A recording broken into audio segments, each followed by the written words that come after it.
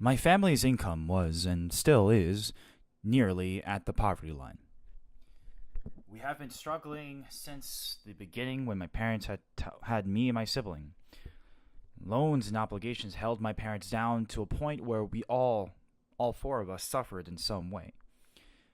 So, in an effort to launch my sibling and I into higher income spheres, they supported our education and learning in order to get the best paying career as possible.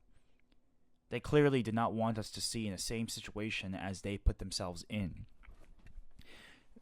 During the time, I hated the culture I was surrounded around by. It was an Asian country culture. I'm actually Korean. I hated the restriction of the freedom. I hated the very idea that your destiny is determined by your SAT scores and grades. I attributed meritocracy based on numerical scores with Asian countries because of what I saw and experienced.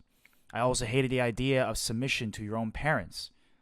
How can you be sure if your parents know what's best for you? How can you be sure if the submissive, numerical based meritocratic culture is the best way to live? Am I wrong to exercise my freedom to execute whatever hobbies or liking I want? I therefore decided to leave my community. I didn't want to see myself being unhappy in 10 years' time when I would have a regretful conscience. So when college rolled in, I decided to start fresh. I decided to be more open to new people and ideas. As I walked into my first class, I loved it. I loved the idea that I was meeting people from European countries. I love how I can walk up to anyone and ask for a cigarette and have an open discussion. However, these discussions were unapologetically biased. We all did not know we were biased, and it isn't our fault. We were sucked in our own realities and live in these echo chambers for years to come. The idea of victimization was rampant and ubiquitous. So I started to feel my Asian descent is my victim card that I can use against people or in debates. Because I am XXX, I was oppressed by being forced to study when I'm young. Because I am XXX, I don't think you can feel my pain. So I created another theory. We needed to remove the idea of class and segments in our society in order to achieve societal nirvana. But I didn't know this very idea was actually Marxism, but I'll get to that later.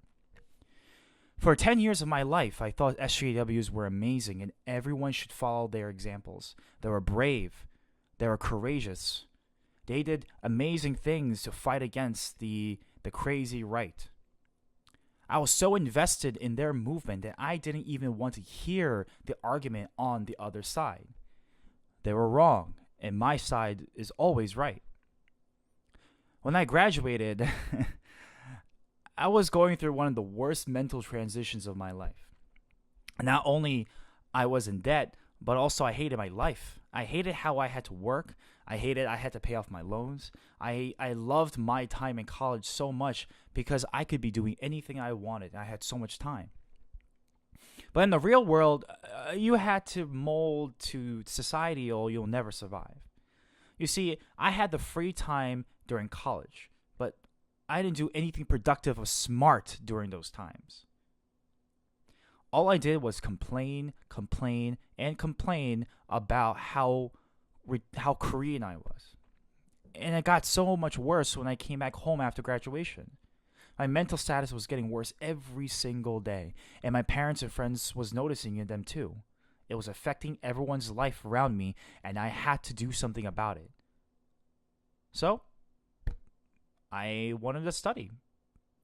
I've been studying for my GREs now since January because I wanted to go back to school, thinking to my head that I wanted to change my career. Maybe it was because the reason why my mental status was getting really deteriorating because of what job I was having.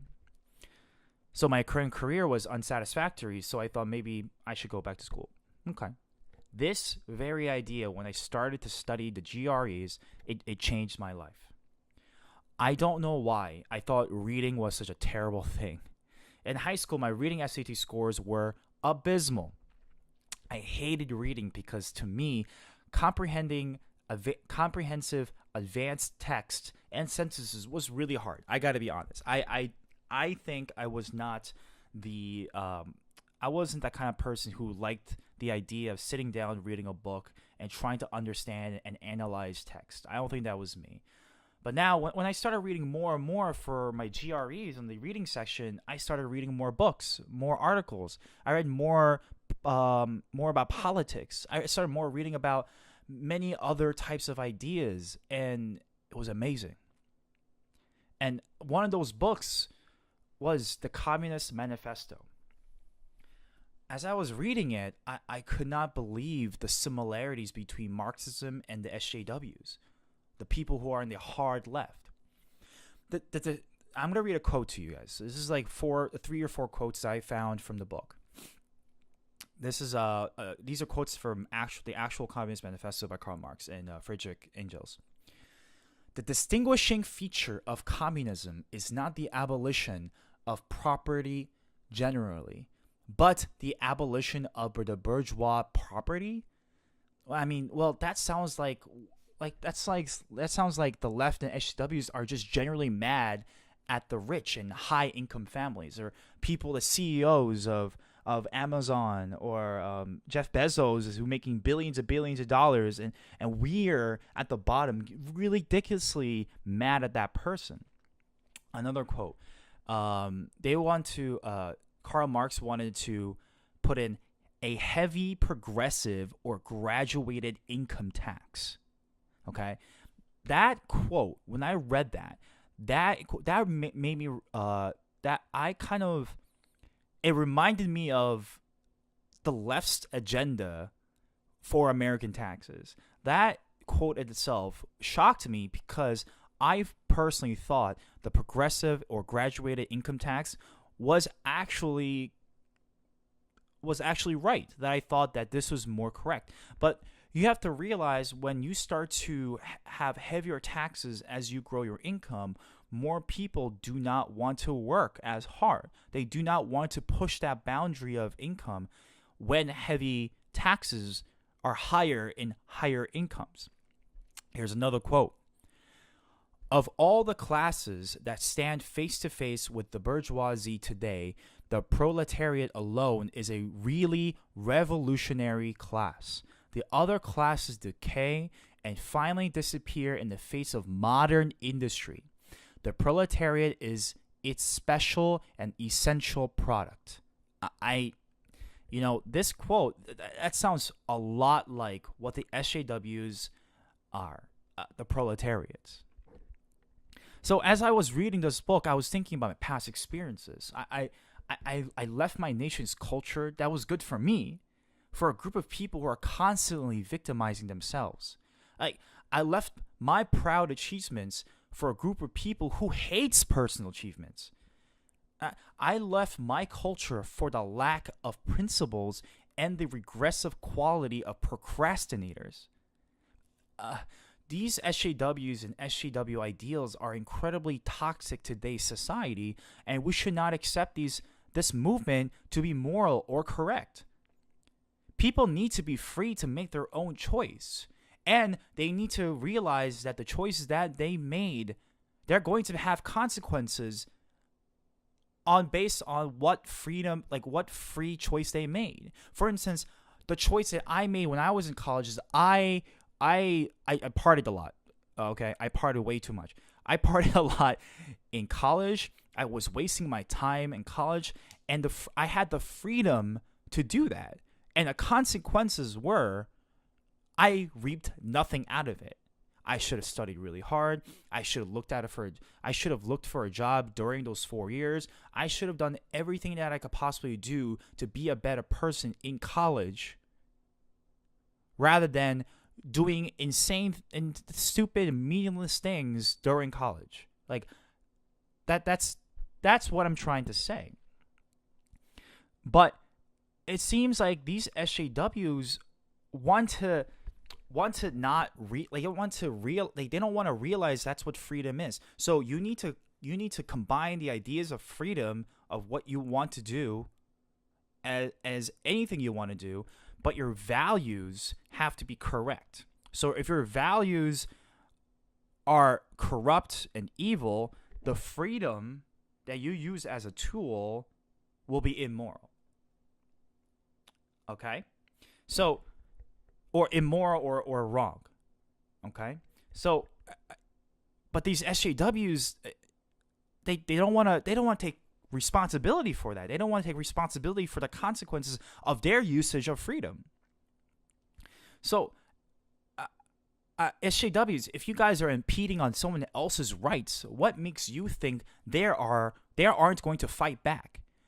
What makes you have the right to infringe on their freedom to live and exist based on what they want to do?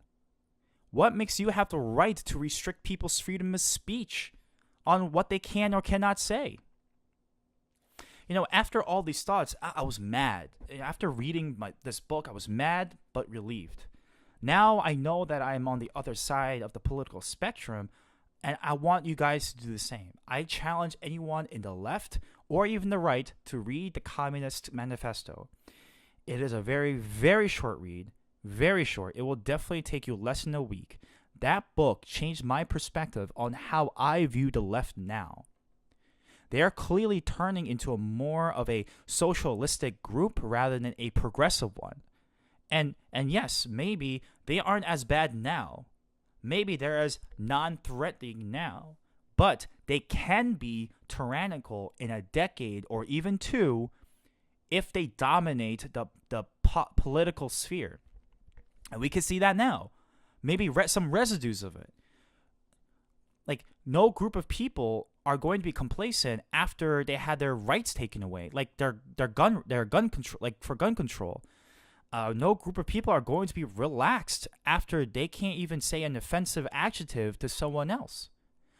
When the government becomes bigger and bigger as the left allows the government to get, how are you going to roam around free as a law-abiding citizen? Okay, well, this is the end of my video. Okay, this is the woes of a human. It's my YouTube channel. Checking out, and please subscribe and like this video. If anyone actually read a Communist Manifesto, please comment below what is your experience. And thanks.